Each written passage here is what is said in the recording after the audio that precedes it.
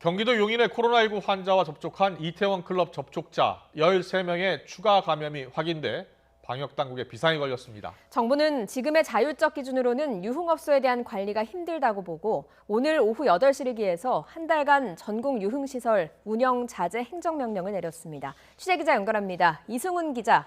네, 이승훈입니다. 네, 먼저 이태원 클럽 집단 감염 추가 환자 발생 규모부터 정리해 보시죠.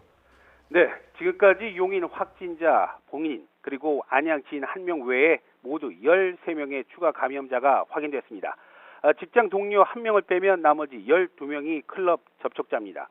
이들 가운데는 외국인 3명, 그리고 군인 1명이 포함되어 있습니다. 현재 확진자의 직장, 그리고 방문자 식장 등에서 추가 접촉자 파악과 감염 원인에 대한 역학조사 진행되고 있습니다. 추가 확진자를 지역별로 보면요. 서울이 10명, 경기가 1명, 그리고 인천 1명입니다. 19살에서 37살까지의 젊은 층이라 무증상도 있고 초기 증상이 대부분이라는 게 정은경 본부장의 설명입니다. 다만 방역 당국은 추가 확진자 모두 용인의 A씨에게서 감염된 걸로 보고 있습니다. 또 이번 이태원 집단 감염과 해외 유입 환자와는 관련 없는 것으로 확인됐습니다. 네, 용인 환자 A씨는 클럽에서는 마스크를 쓰지 않았던 것으로 확인됐다고요. 예, 그렇습니다. 대기할 때는 썼지만 클럽에서는 마스크를 안 쓴 걸로 확인이 됐습니다. 방역 당국은 환기가 안 되는 밀폐된 시설의 밀도 높은 접촉이 빠른 전파의 원인으로 추정하고 있습니다.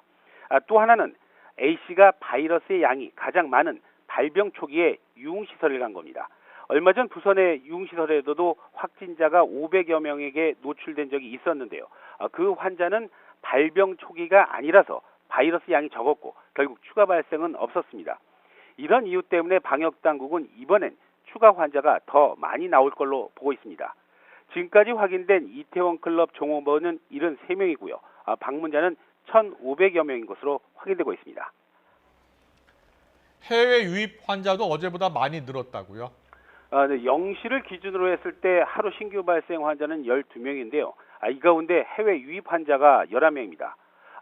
이 사람들 가운데서는 검역에서 3명이 확인됐고요. 나머지 8명은 검역을 통과한 뒤에 나중에 지역에서 감염 사실이 확인됐습니다. 이에 따라서 지금까지 누적 확진 환자 수 모두 1,822명으로 늘어났습니다.